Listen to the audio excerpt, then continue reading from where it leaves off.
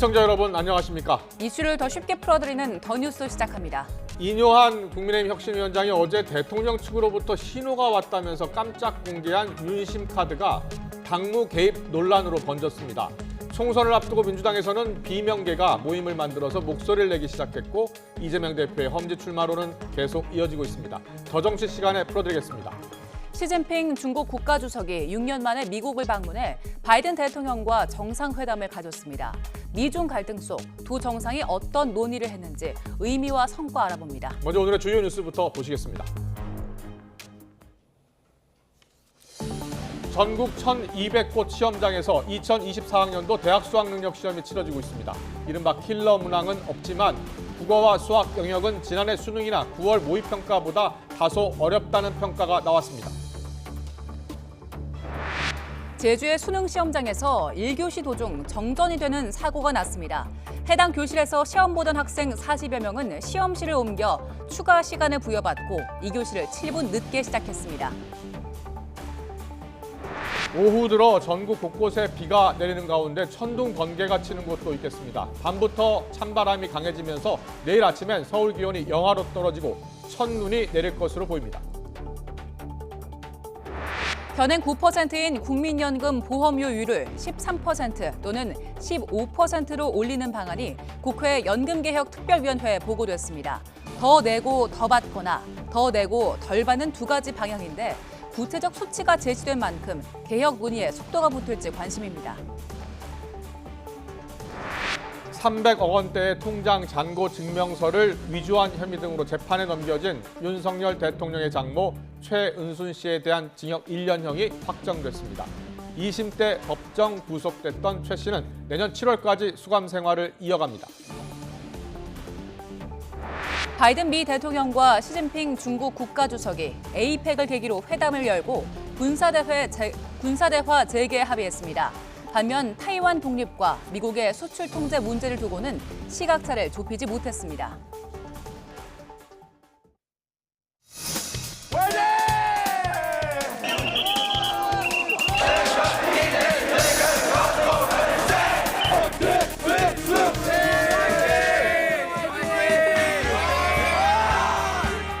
파이팅!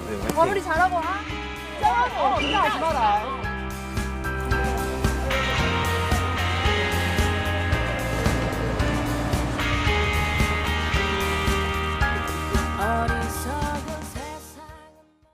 네, 전국에서 50만 명의 수험생이 치르고 있습니다. 대학 수학 능력 시험 수능, 현재 3교시 영어 시험이 진행 중입니다. 수험생 모두 평소 갈고 닦은 실력 충분히 발휘했으면 좋겠는데요. 현장 취재기자 연결해 알아보겠습니다. 임형준 기자. 네, 경남 창원시 창원여자고등학교 앞에 나와 있습니다. 네, 이제 점심시간 끝났고 다시 이제 영어 시험을 치르고 있을 텐데요. 지금 시험장 주변 분위기는 좀 어떻습니까? 네, 지금은 3교시 영어 시간입니다. 점심을 먹은 수험생들은 차분한 분위기 속에 시험을 치르고 있습니다. 기온은 영상 10도를 웃돌아 큰 추위는 없는데요. 다만 조금 전부터 비가 조금씩 내리기 시작하면서 쌀쌀한 날씨를 보이고 있습니다. 전국에서 50만 4,500여 명이 이번 수능에 응시했는데요. 경남에서는 2만 9,300여 명이 103곳에서 시험을 보고 있습니다. 경남의 경우 전체 시험 응시자를 보면 800명가량 줄었습니다. 학령 인구가 감소하면서 고3 학생 응시자가 1,500명 정도 감소한 영향입니다. 특이한 점은 이른바 N수생이 500명가량 늘었다는 점인데요. 이는 수능을 다시 쳐서 원하는 대학에 재도전하려는 수험생이 늘어난 것으로 풀이됩니다. 수험생 자녀를 둔 어머니의 말 들어보겠습니다. 웬만큼만 할 수 있게. 제가 이렇게 떨리는데 얼마나 떨리겠어요. 삼수생이거든요. 뭐 너무 잘하려고 하지 말고 한 만큼만 최선을 다했으면 좋겠어요. 이번 수능은 방역 지침이 완화돼 4년 만에 마스크 없이 치러집니다. 코로나19 확진자나 증상이 있는 수험생도 다른 수험생과 함께 같은 교실에서 문제를 풉니다. 다만 확진자는 KF94 마스크를 착용하도록 권고하고 있습니다. 앞서 정문석 수능 출제위원장은 이른바 킬러 문항을 배제하면서도 변별력을 확보하는 데 주력했다고 밝혔는데요. 킬러 문항을 배제했지만 여전히 까다로운 문제도 포함됐다는 뜻입니다. 따라서 수험생들이 느끼는 난이도는 차이가 있을 것으로 보입니다. 지금까지 경남 창원시 창원여자고등학교 앞에서 YTN 임영준입니다. 제주 지역 수능 시험장에서 1교시 시험 도중에 정전이 발생하는 사고가 났습니다. 오늘 오전 9시 55분쯤 제주 남영구 시험장 2개 시험실에서 1교시 종료를 5분 앞두고 정전이 났습니다.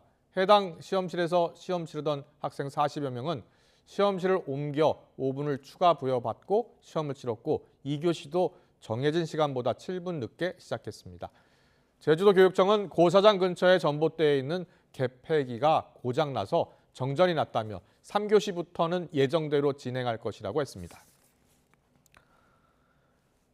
어제 급성 맹장염으로 술후 입원 중인 수험생이 병원에서 별도로 수능 시험을 치르고 있습니다. 강원도 속초 보광병원은 설악고 3학년 수험생 A군이 급성 맹장염으로 어제 새벽 응급수술을 받았고 오늘 1인 입원실에서 수능을 치르고 있다고 밝혔습니다. 속초 양양교육지원청은 시험 감독관 3명을 병원에 파견해 차질 없이 시험을 진행하고 있다고 설명했습니다. 수능 시험장에 가는 버스를 놓친 60대 늦가기 수험생이 경찰의 도움으로 무사히 입실했습니다. 전북경찰청은 60살 수험생 임모 씨를 고사장인 전주 성심여자고등학교까지 순찰차로 늦지 않게 바래다 줬다고 밝혔습니다. 완주군 화산면에 사는 임 씨는 오늘 아침 7시 반쯤 고산터미널에서 전주로 가는 버스를 놓쳤다면서 경찰에 신고했습니다. 출동한 경찰이 평소 45분가량 걸리는 거리를 30분 만에 이동한 덕에 임 씨는 입실 마감 10여 분 전에 고사장으로 들어갈 수 있었습니다. 네, 이번 대학 수학능력 시험은 킬러 문항 없이 변별력을 갖췄다는 게 교육과정평가원의 설명인데요. 1교시에 치러진 국어 영역은 어렵게 출제됐던 지난 9월 모의고사보다도 더 어려웠다는 평가가 나오고 있습니다. 취재기자 연결합니다. 김연아 기자. 네, 사회정책부입니다. 네, 1교시 국어 영역이 상당히 어려웠다고요? 네, 현재까지 나온 분석 자료들을 보면 이번 수능 국어가 지난 9월 모의평가보다도 다소 어려웠을 거란 평가가 지배적입니다. 9월 모평과 마찬가지로 지문 자체는 어렵지 않았지만 선택지의 난이도가 상당히 어려웠다는 겁니다. EBS 현장교사단은 킬러 문항이 확실히 배제됐지만 9월보다 어렵게 느껴졌을 거라고 평가했고 입시 업체들도 외형상 킬러 문항이 없었고 독서와 문학에서 EBS 연계가 강화돼 익숙한 지문들이 많았겠지만 선택지에 매력적인 오답이 많아서 정답 찾기가 쉽지 않았을 거란 분석을 내놨습니다. 앞서 9월 모의평가도 국어 만점자가 135명으로 전년 수능 대비 3분의 1 수준에 그쳤고 표준점수 최고점이 142점까지 뛰는 등 불국어라는 평가를 받았는데 수능 국어가 9월보다 어려웠다면 국어 입시 변별력이 더 커질 수 있을 전망입니다. 앞서 정문성 수능 출제위원장은 시험 시작 전 너무 전문적인 지식을 묻거나 복잡한 변수로 풀이 시간이 과도하게 긴 문제는 내지 않았다면서 특히 지난 9월 모의평가가 킬러 문항을 배제하면서도 변별력을 확보했다고 평가받은 만큼 9월 모평이 수능 출제 기조의 중심이 됐다고도 여러 번 밝혔습니다. 네, 킬러 문항에 다들 관심이 높은데요. 어떻게 킬러 문항을 배제했다는 겁니까? 일단 올해 킬러 문항 배제 발표 이후에 기존의 수능 검토위원회와 별도로 수능 출제 점검위원회가 신설됐었습니다. 점검위는 과거 수능이나 모의평가 출제 경험이 전혀 없는 경력 10년 이상의 현직 고교 교사들로만 구성되는데 정문성 출제위원장은 출제위원들이 문제를 만들면 수능 출제 점검위원회가 킬러 문항 여부만 확인하고 점검위에서 킬러 문항 요소가 있다고 하면 출제위원들이 그 의견을 100% 수용해서 수정 보완하는 방식으로 문제를 냈다고 설명했습니다.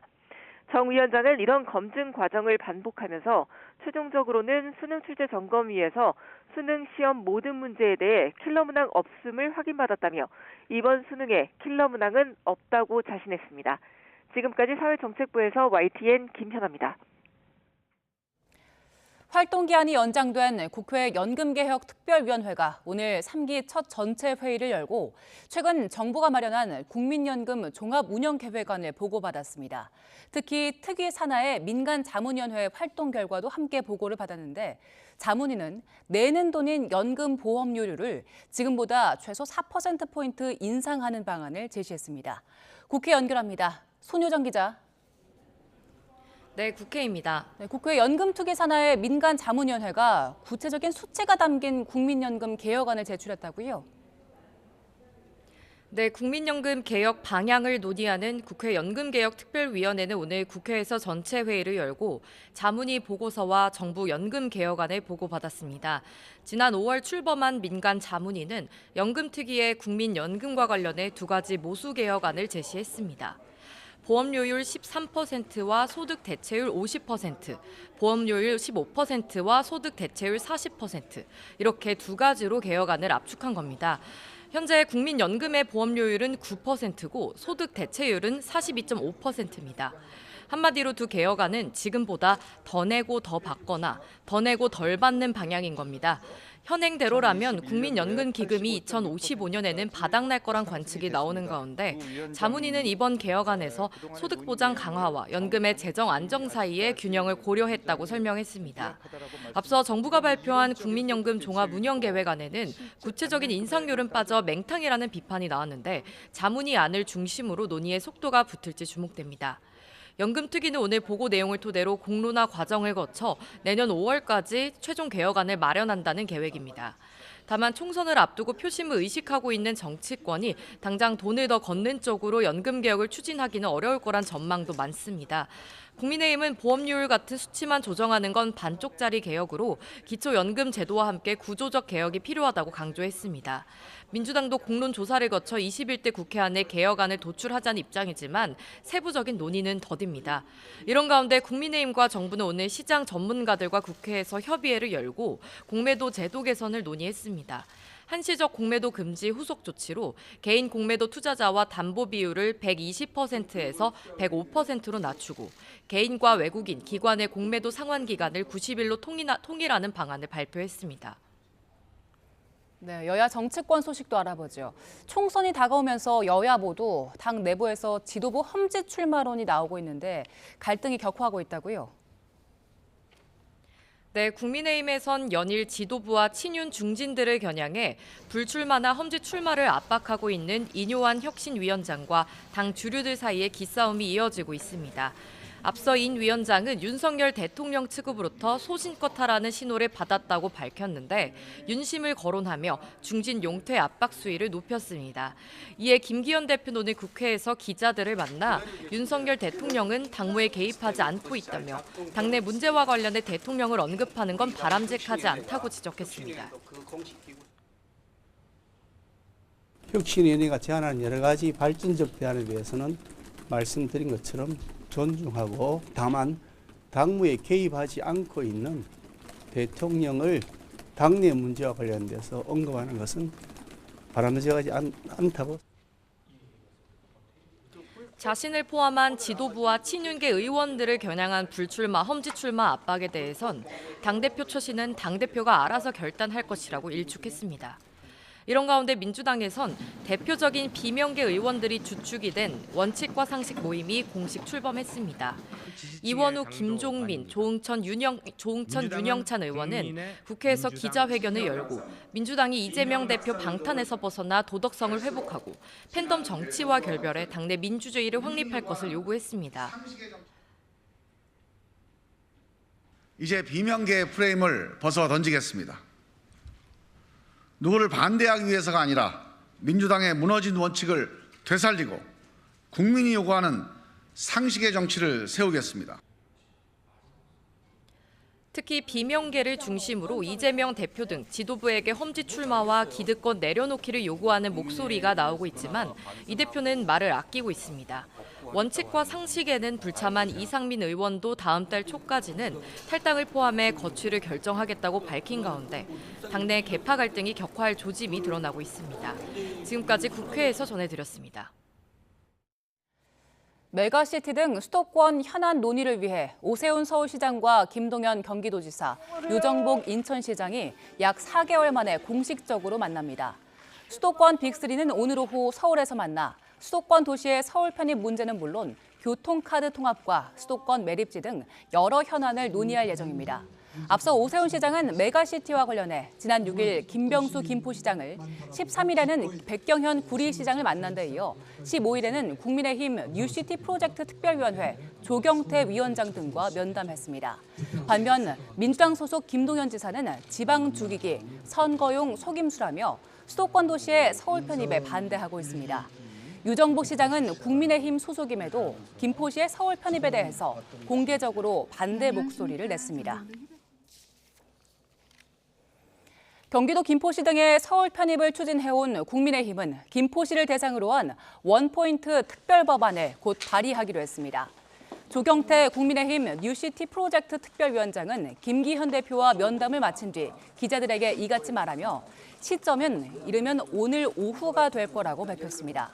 이어 통합 방식은 일정 기간 유예를 두고 점진적으로 편입, 통합할 예정이라며 김포시의 행정적, 재정적 불이익을 줄이기 위한 완충 기간을 두겠다고 설명했습니다. 조 위원장은 김포와 함께 논의됐던 구리시와 관련해선 처한 상황에 차이가 있어 이번 특별법에서는 빠지게 됐다면서도 부산과 경남, 울산을 통합하는 방안은 적극적으로 추진할 계획이라고 덧붙였습니다. 300억 원대 통장 잔고 증명서를 위조한 혐의 등으로 항소심에서 법정 구속된 윤석열 대통령의 장모 최은순 씨에 대한 징역형이 확정됐습니다. 대법원은 오늘 사문서 위조와 부동산 실명법 위반 등의 혐의로 기소된 최 씨에게 징역 1년을 선고한 원심 판결을 확정했습니다. 대법원은 원심 판단에 자유심증주의 한계를 벗어나거나 관련 법리를 오해하는 등의 잘못이 없다고 설명했습니다. 또 지난 9월 최 씨가 낸 보석 신청도 기각하면서 최 씨는 내년 7월까지 수감 생활을 이어가야 합니다. 최 씨는 지난 2013년 경기도 성남시 도촌동 땅을 사면서 은행에 349억여 원을 맡겨둔 것처럼 통장 잔고 증명서를 위조하고 동업자와 공모해 민사소송에서 위조된 관련 문서를 제출한 혐의를 받습니다. 윤석열 대통령이 미국 샌프란시스코에서 에이펙 정상회의 일정을 공식적으로 시작했습니다. 부대 행사인 CEO 서밋 기조연설에도 나섰는데 여기서 에이펙이 중심이 돼서 세계 경제의 연결성을 강화해야 한다고 강조했고 또 팀쿡 애플 CEO와도 깜짝 만남을 가졌습니다. 샌프란시스코에서 강희경 기자가 보도합니다. 아시아 태평양 경제협력체 에이펙 참석차 미국 샌프란시스코를 찾은 윤석열 대통령이 손을 흔들며 연단 위에 오릅니다. 역내 주요 경제인들이 한자리에 모인 비즈니스 포럼 에이펙 CEO 서밋에서 기조연설에 나선 겁니다. 윤 대통령은 공급망과 디지털 등 분야에서 에이펙이 중심이 돼 연결성을 가속해야 한다며 대한민국이 글로벌 중추국가로서 기여하겠다는 의지를 밝혔습니다. 특히 공급망 회복력 강화를 에이펙 최우선 협력 과제로 추진하자고 제안했습니다. 국가 차원에서는 안보의 문제이고 기업 차원에서는 생존의 문제입니다. 이제 역내 공급망의 연결성 강화를 위한 보다 선제적이면서도 체계적인 대응을 함께 고민해야 합니다. 이후엔 깜짝 만남도 성사됐습니다. 저도 만나게 돼서 기쁩니다. 한번 뵙고 싶었습니다. 팀쿡 애플 CEO와 첫 만남이 이루어진 건데 반갑게 인사를 나눈 두 사람은 30분가량 비공개 접견을 진행했습니다. 윤 대통령은 이어 혁신의 상징인 실리콘밸리에서 도전하는 미래 세대와 만나 응원과 격려를 전하는 등 첫날부터 숨가쁜 일정을 소화했습니다. 혁신적인 연구에 실패 걱정 없이 도전할 수 있도록 우리나라의 그 R&D 정책을 지금 바꿔나가는 중입니다. 에이펙 정상회의에 처음 참석한 윤석열 대통령, 첫날 행보의 방점은 경제였습니다.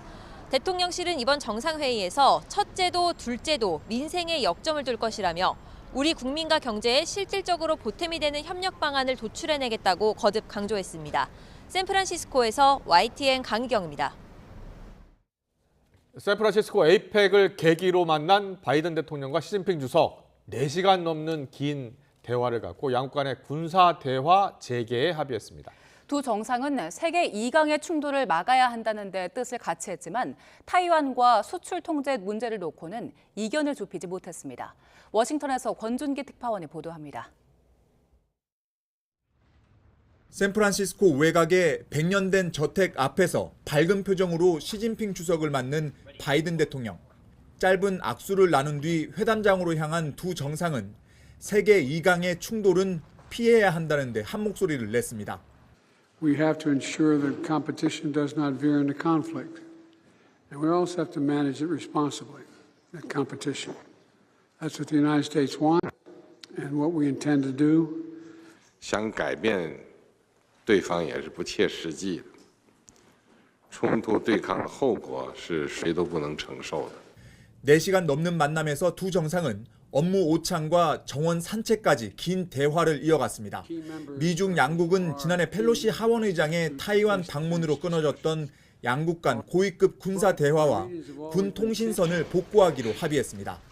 That's been cut off and it's been very worrisome. That's how accidents happen, misunderstandings. So we're back to direct, open, clear, direct communications on a direct basis. 좀비 마약인 펜타닐 확산을 막고 인공지능의 위험에 대해서도 함께 논의하기로 뜻을 모았습니다. 하지만 가장 긴 시간을 할애한 타이완 문제를 놓고는 양측이 평행선을 그렸습니다. 시 주석은 미국이 타이완 독립을 지지하지 않겠다는 입장을 행동으로 보일 것을 압박했고, 바이든 대통령은 중국이 내년 1월 치러지는 타이완의 선거 절차를 존중할 것을 강조했습니다. 또 바이든은 중국이 핵 전력에 있어 더 투명해져야 한다고 말했고, 시 주석은 미국의 일방적인 수출 통제 해제를 요구했습니다.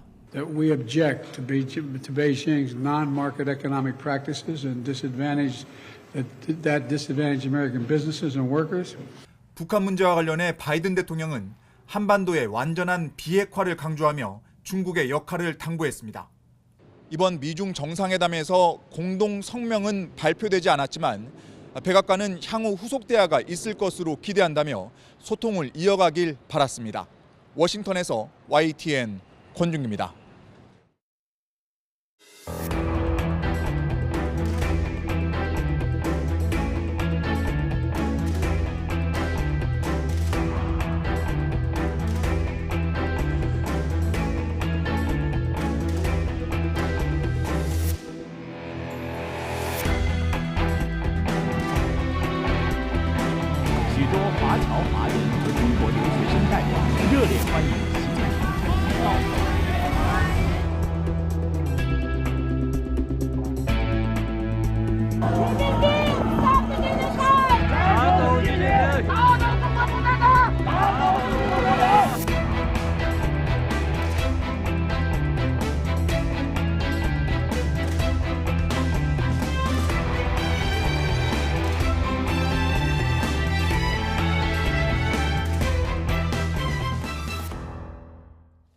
네, 시진핑 주석의 미국 방문 전해드린 대로 6년 만이고요. 미중 정상회담은 1년 만입니다. 네, 이번 미중 정상회담의 의미와 성과 함께 짚어보겠습니다. 민정훈 국립외교원 미주연구부 교수와 함께 짚어봅니다. 어서 오세요. 어서 오십시오. 예. 시진핑 주석 6년 만에 미국 방문했잖아요. 네. 도착 모습 잠깐 화면으로 보여드렸는데 여러 장면이 화제가 되고 있는데 어떤 장면이 가장 인상적이었어요? 저는 어쨌든 그 시진핑 주석이 6년 7개월 만에 미국 땅을 밟았다는 것, 그 자체로 굉장한 의미가 있다고 좀 생각하고 있습니다. 그러니까 시진핑 주석이 이제 3년입을 마치고 또 지금 굉장히 중국 경제 어렵잖아요. 그러면서 대외 행보를 굉장히 자제해 왔거든요.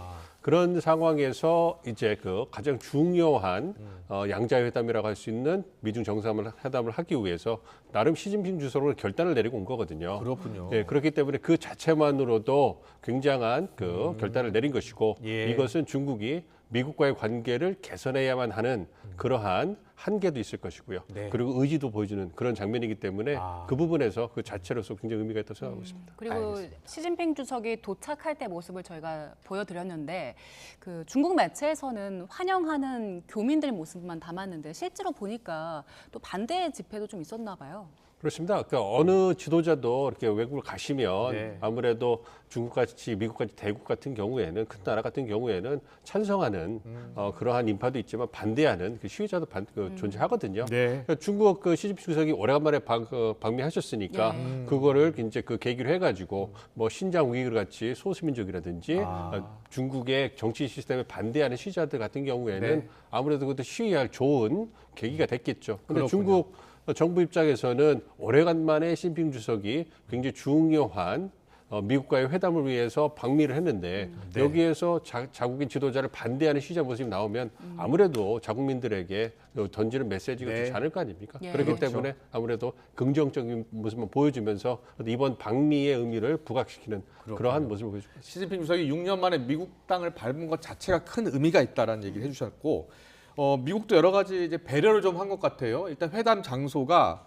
샌프란시스코에서 40km 떨어진 파일롤 에스테이트 여기로 정했다면서요? 여기가 어떤 곳입니까? 저도 뭐 언론 보도에 따르면 그 캘리포니아 굉장히 부유한 분의 예. 사유지고요. 그래서 지금은 화면에 나오는데요. 예, 역사적 보존을 위해서 국가 트러스트에 기부된 곳이죠. 그 굉장히 대저택이잖아요. 그리고 중국식의 저러한 정원도 있고 하기 때문에 중국식 정원입니까? 예, 그래서 아무래도 이제 그런 부분에서 시진핑 주석이 좀 편안하게 느낄 수 있고 네. 이것이 언론을 통해 방송이 되면 중국 국민들에게는 아무래도 우리 주석이 가서 굉장히 예우를 받고 왔다. 그렇군요. 이렇게 보여줄 수 있기 때문에 그런 부분이 있을 거라고 생각하고요. 예. 사실 다자회의 계기로 에이펙 다자회의 계기로 양자회담이 열리면 그 회담장 주변에서 열리고 굉장히 약식으로 열리는 경우가 그렇죠, 많아요. 그렇죠. 네, 예. 그러한 부분에 대해서 말씀드린 것처럼 6년 7개월 만에 방미를 했는데 그 부분에 있어서 중국 측이 강하게 미국이 요청을 했고 그러한 부분을 미국이 호응을 해줘서 여기에서 이제 그 별도의 회담이 열리지 않았습니까? 그 다른 나라 정상들이 보면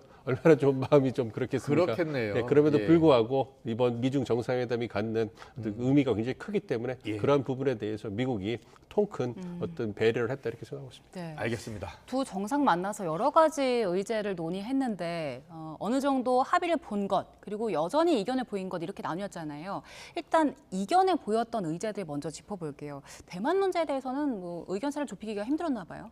그거는 앞으로도 힘들 겁니다. 왜냐하면 대만이라든지 남중국해 문제 이것은 중국이 얘기하는 핵심 이익이거든요. 네. 그 부분에 대해서는 중국이 절대 양보할 수 없는 부분인 거고 미국 입장에서는 첨단 기술 부분 있잖아요. 예. 수출 통제라든지 반도체 이런 부분에서 중국의 접근을 막아가지고 미국이 갖고 있는 대중국 우위를 유지하려고 하는 부분. 그 부분에서는 미국은 절대 양보할 수가 없거든요. 예, 예. 그러니까 이러한 부분에 대해서 논의를 하면 그러니까 중국 쪽에서는 경제가 어렵고 미국의 수출 통제라든지 어떤 그 첨단 기술 접근을 막아가지고 중국이 기술을 개발해가지고 세계 시장에서 중국이 이익을 추구하는 것을 미국이 어떻게 보면 방해하는 거잖아요. 네, 네. 그거 굉장히 불만이 많아서 그 부분 좀 풀어달라 예. 이런 얘기를 하는데 바이든 대통령이 다시 한번 재확인했다는 거 아니에요. 예, 예. 군사 기술로 쓰이고 있고 최첨단 부분에 대해서는 계속 그러한 통제할 것이다라고 재확인했기 때문에 네. 또 양국 간의 입장만 주고받은 거고요. 대만 문제에 있어서도 사실 중국 입장에서는 하나의 중국 원칙을 존중하고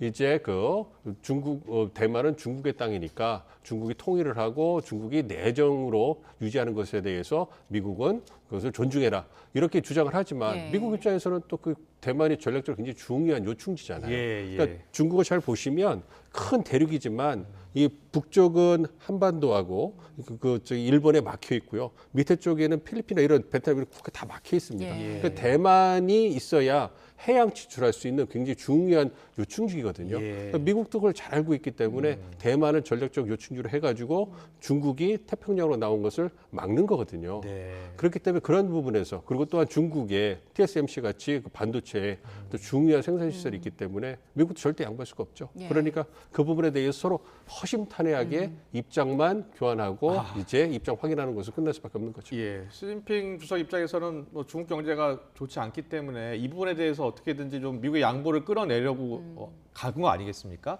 근데 결국은 그 목적은 달성하지 못한 거네요. 그렇습니다. 그렇지만 최근에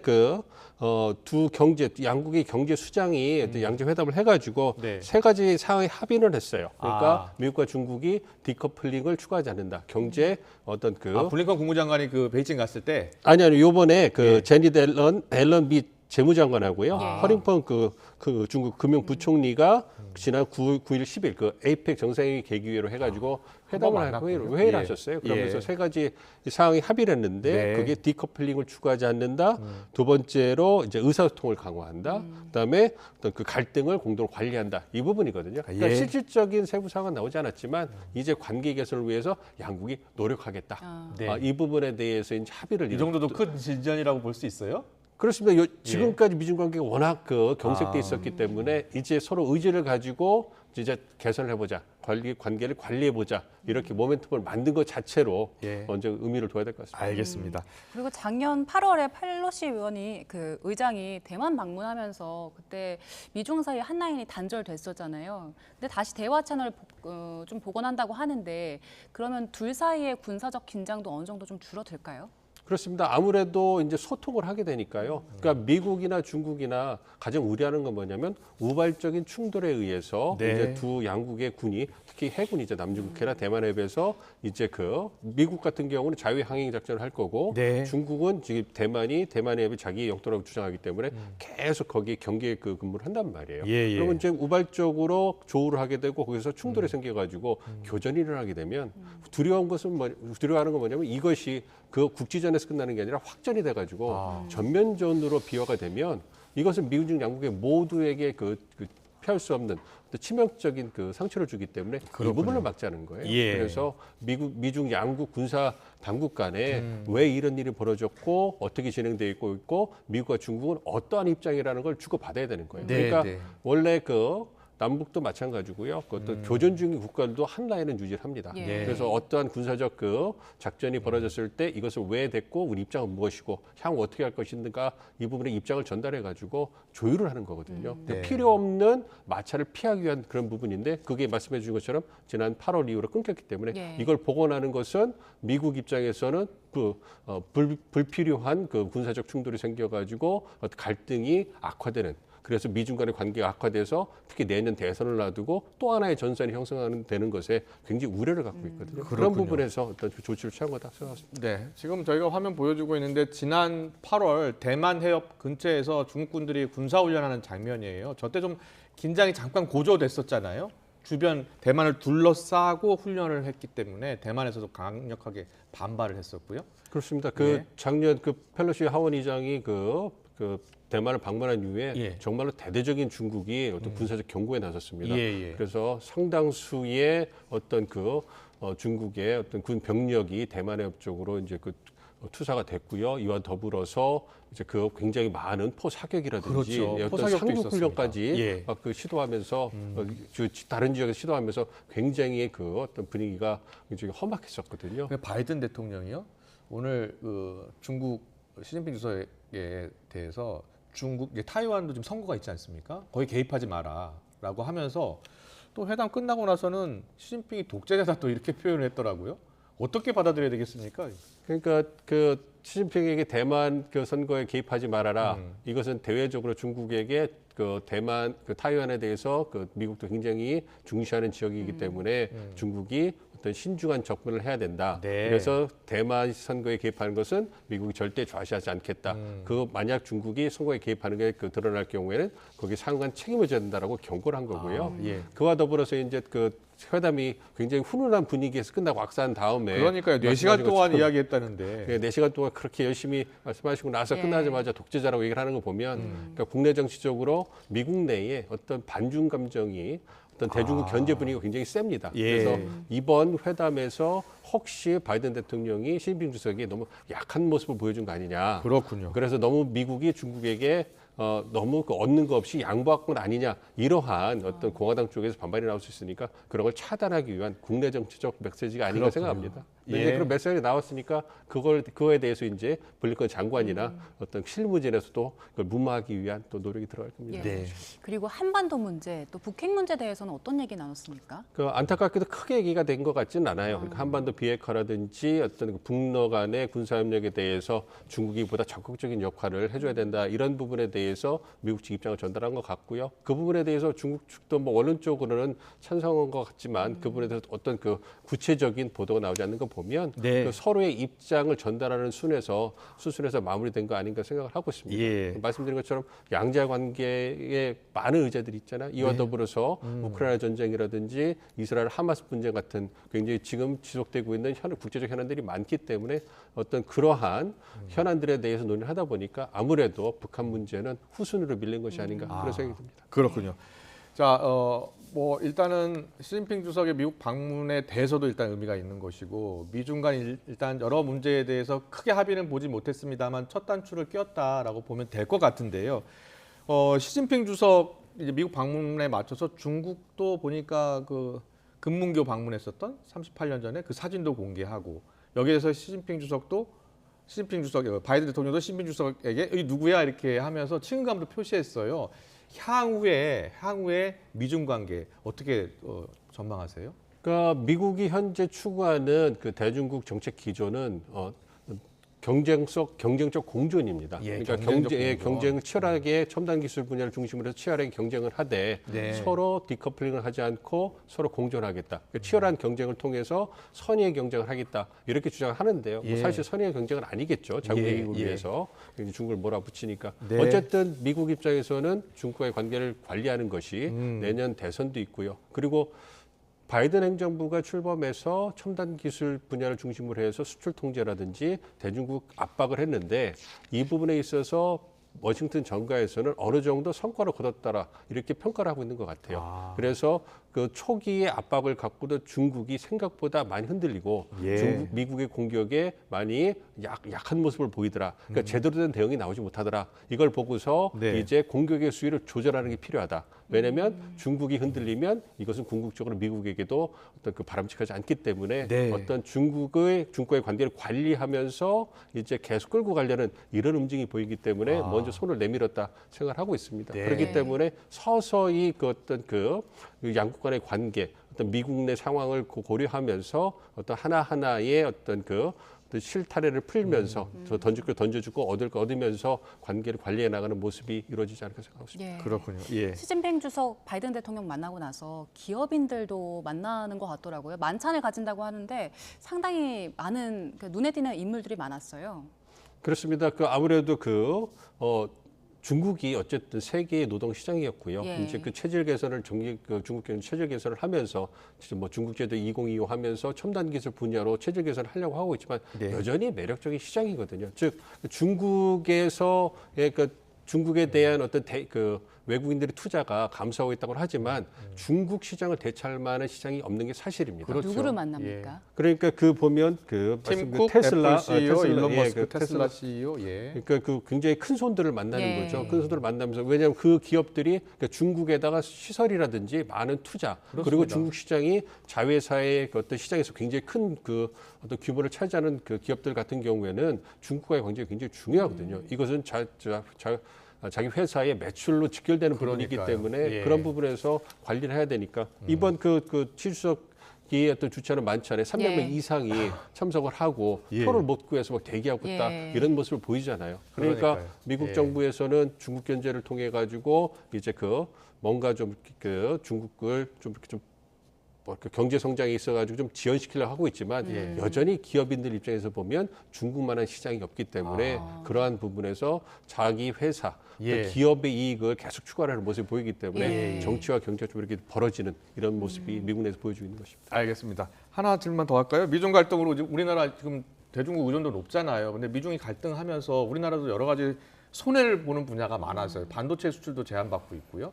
어떻게 될 것 같아요? 아무래도 이제 미중 간의 관계 개선을 위한 물꼬를 텄기 때문에 이번에 한중 정상회담도 길진 않지만 어떤 두 정상이 좋아하실 거라고 저는 개인적으로 생각하고 있거든요. 이걸 통해서 경제 협력이라든지 인적 교류를 위한 다시 모멘텀이 마련이 된다면 아무래도 중국이 미국에 수출하는 부분에 있어서 보다도 물꼬가 트이면 어떤 중간재 형태로 우리가 또 수출할 수 있는 기회가 더 많아지지 않습니까? 반도체 분야에 있어서도 뭐기 좀 더 중국 측에 대해서 좀 진한 반도체 같은 경우에는 또 이렇게 좀 공간을 마련해 줄 수 있거든요. 그런 부분을 본다면 우리 경제에게도 바로 즉각적인 효과는 나타나지 않았지만 점진적으로 이제 또 대중국 수출에 있어서 좀 개선되는 그런 효과를 기대해 볼 수 있을 것 같습니다. 알겠습니다. 이번 미중 정상회담을 계기로 좀 해빙 분위기가 계속 이어질지 지켜보겠습니다. 민정훈 국립외교원 미주연구부 교수와 함께했습니다. 잘 들었습니다. 고맙습니다.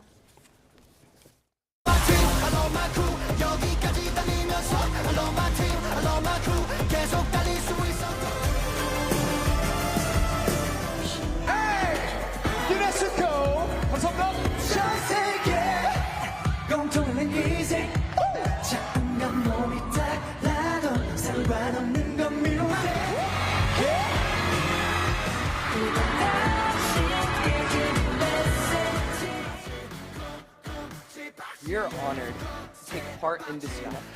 저희의 이야기가 여러분들과 사회 변화를 만들어 나가는 여정에 공감과 울림이 되었으면 합니다.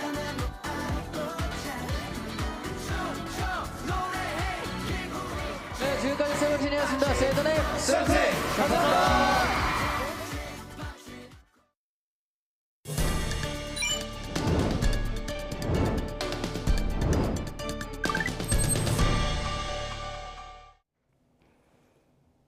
여러분은 명품을 언제 처음 접하셨나요?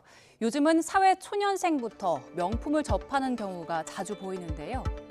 성인 남녀 1000명을 대상으로 물었더니 대학생과 그리고 20대 사회 초년생 때 명품을 접하는 경우가 가장 많았습니다. 그 다음이 고등학생 그리고 30대였는데요. 구매력이 상대적으로 낮은 1020 세대가 명품을 접한 거죠. 명품을 구입하는 적정한 시기에 대해선 어느 정도의 경제적 소득이 있는 30, 40대란 답이 많았지만요. 동시에 명품 구입은 나이와 관계가 없다는 응답이 1년 전보다 소폭 늘었습니다. 어린 나이부터 명품을 접하는 이유에 대해선 다양한 분석이 있는데요. 전문가들은 명품을 걸친 스타일 모습을 자주 접하고 또 SNS로 자신의 명품을 자랑하고 싶은 심리가 영향을 미쳤다고 분석합니다. 실제로 명품 업계는 10대와 20대의 접근성을 높이기 위해서 유명 K-팝 스타와 손을 잡았는데요. BTS와 블랙핑크, 제니처럼 K-팝 스타들을 글로벌 앰베서더로 선정한 업체들도 있습니다. 또 젊은 층은 리셀 문화에 익숙하지요. 중고거래로 비교적 저렴하게 명품을 사거나 새 제품을 어느 정도 사용하다가 판매해서 경제적 부담을 줄일 수 있기 때문에 장벽이 낮아진 건데요. 명품을 접하는 나이대가 낮아지는 것에 대한 시선은 엇갈립니다. 젊은 땐 명품을 자신의 가치로 표현하는 도구로 생각하지만 무엇을 들기보다는 그 사람이 중요하다는 의견도 있었고요. 부모 돈으로 사든 그리고 이른바 영끌을 하든 내가 내 돈으로 사는 거니 문제가 되지 않는다는 반응도 있었습니다. 건강을 위해서 흰쌀밥 대신에 잡곡밥 드시는 분들 많으신데요. 잡곡까지 술을 무조건 많이 섞는다고 해서 효과가 더 큰 것은 아니라고 합니다. 고혈압을 낮추는 잡곡의 황금 비율이 공개됐습니다. 최명신 기자가 소개합니다. 우리 국민 3명 가운데 1명꼴로 앓고 있는 대표적 성인병 고혈압. 국내 환자 수는 1230만 명으로 추산됩니다. 농진청이 국내 대학 연구팀과 함께 고혈압 예방을 위한 잡곡의 황금 비율 연구에 나섰습니다. 주요 잡곡 가운데 항고혈압 활성이 우수한 4가지 잡곡, 손가락조, 수수, 팥, 조를 추린 다음 혼합비에 따라 활성을 평가했습니다. 그 결과 손가락조, 수수, 팥의 혼합비가 30, 35, 35일 때 항고혈압 활성이 39%로 가장 높게 나타났습니다. 다음으론 팥, 수수, 조를 30, 35, 35 비율로 혼합했을 때 31%의 활성을 기록했습니다. 반면 손가락조, 수수, 팥, 조를 모두 혼합했을 때는 오히려 항고혈압 활성이 떨어지는 것으로 나타났습니다. 잡곡가지 술을 무조건 많이 섞는다고 해서 효과가 더 큰 건 아니라는 이야기입니다. 혈관 내피 세포에서도 혈관을 이완시키는 산화질소의 생성량을 유의미하게 증가시킴으로써 이 최적의 잡곡 혼합 비율이 항고혈압 활성을 나타냄을 확인할 수 있었습니다. 동물 실험에서도 잡곡 혼합 추출물을 6주간 섭취한 쥐가 고혈압 대조군보다 수축기 혈압은 20%, 이완기 혈압은 27% 감소했습니다. 고혈압 치료제와 비슷한 효과입니다. 수축기 혈압이 20% 감소됐다는 것은 저희가 흔히 먹는 고혈압 치료제인 캅토프리가 유사한 효과가 나타난 수치입니다. 농진청은 항고혈압 잡곡 혼합 비율 결과에 대한 산업재산권을 출원하고 민간 기업에 기술을 이전하기로 했습니다. 간편하게 먹기도 좋고 맛도 좋고 또 기능성까지 갖추고 있어서 소비자들이 많이 찾을 것으로 기대가 됩니다. 농진청은 이번 연구 성과로 농가 소득 향상과 국민 건강 증진에도 이바지할 수 있을 것으로 기대하고 있습니다. YTN 최명신입니다. 네, 이 시각 간추린 뉴스입니다. 그제 오후 경북 영천 공장 야적장에서 시작된 불이 사흘째 계속돼서 진화 작업이 이어지고 있습니다. 이르면 오늘 큰 불이 잡히면 잔불 정리와 함께 화재 원인 조사도 시작될 것으로 보입니다. 전세사기 피해 지원 특별법 지원을 받을 수 있는 피해자 694명이 추가 인정됐습니다. 이로써 지난 6월 1일 특별법이 시행된 이후 피해자로 인정받은 사람은 모두 8,284명으로 전체 신청자 가운데 82.8%입니다. 십자인대 수출에 쓰이는 아킬레스건을 식품의약품안전처의 승인을 받지 않고 국내에 들여와 100억 원대의 돈을 챙긴 납품업체 대표 등이 무더기로 경찰에 적발됐습니다. 국내 소 럼피스킨 확진 사례가 어제와 같은 수준인 98건으로 유지됐습니다. 검사가 진행 중인 의심 신고는 4건입니다. 우리나라 의사 한 명이 1년에 진료하는 환자 수가 6천 명 이상으로 OECD 회원국 가운데 가장 많은 것으로 나타났습니다. 이복현 금융감독원장이 은행권에 이어 보험업계에도 상생금융을 거듭 주문했습니다. 이 금감원장은 보험회사 최고 경영자 세미나에서 국민 경제가 어려운 지금 보험사들이 서민 짐을 나눠서 지면 보험 산업에 대한 국민적 신뢰는 더 두터워지고 지속 가능한 성장 기반도 공고해질 거라고 말했습니다. 고학력, 고소득 근로자일수록 인공지능 AI에 더 많이 노출되어 있고 그만큼 AI 대체 위험이 큰 것으로 나타났습니다.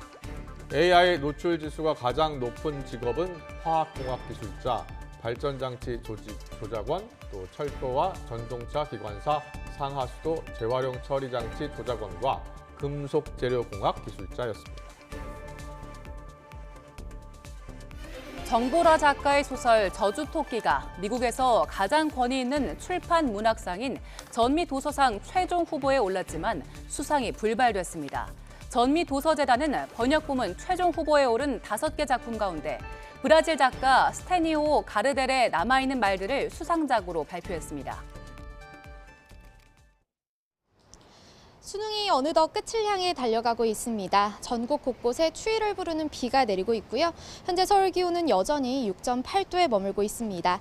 퇴실 시간에도 비슷한 기온을 보이며 쌀쌀함이 감돌겠습니다. 밤사이에는 찬 공기가 더 밀려오며 영하권 추위가 찾아올 전망입니다. 현재 레이더 영상을 보면 서해상에서 비구름대가 유입되면서 전국 곳곳에 비가 내리고 있습니다. 오늘 밤까지 예상되는 비의 양은 5에서 30mm로 많지 않겠지만 서쪽 지방은 벼락과 돌풍이 동반되는 곳이 있겠고요. 기온이 낮은 중부 산간에서는 비가 눈으로 바뀌어 내리겠습니다. 계속해서 찬 공기가 유입되며 다시 영하권 추위가 찾아오겠습니다. 수험생들의 퇴실 시간에는 서울 기온이 7도 안팎을 보이겠고 밤사이 기온이 내림세를 보이며 내일은 서울 아침 기온이 영하 1도까지 뚝 떨어지겠습니다. 내일 낮 기온도 3도 안팎에 머물며 예년보다 추운 날씨가 이어지겠습니다. 추위 속 내일은 서울 등 많은 지역에 첫눈 소식이 있습니다. 눈비는 내일 새벽 서해안에서 시작돼 오후에는 전국으로 확대하겠습니다. 특히 전북 동부에 최고 10cm 이상의 큰 눈이 예보됐고 그 밖에 충청과 호남 지역에도 최고 7cm의 많은 눈이 예상됩니다. 이 지역에는 대설특보가 내려질 가능성이 있어 철저한 대비가 필요하겠습니다. 다시 겨울 추위가 찾아온 가운데 오늘과 내일은 내린 눈비가 얼어붙어 도로가 미끄러운 곳이 많겠습니다. 보행자와 운전자 모두 교통안전에 각별히 유의하시기 바랍니다. 지금까지 YTN 원희다입니다. 이뇨한 국민의힘 혁신위원장이 어제 대통령 측으로부터 신호가 왔다면서 깜짝 공개한 윤심 카드가 당무 개입 논란으로 번졌습니다. 총선을 앞두고 민주당에서는 비명계가 모임을 만들어 목소리를 내기 시작했고 이재명 대표의 험지 출마로는 계속 이어지고 있습니다. 잠시 뒤 더 정치 시간에 풀어드리겠습니다.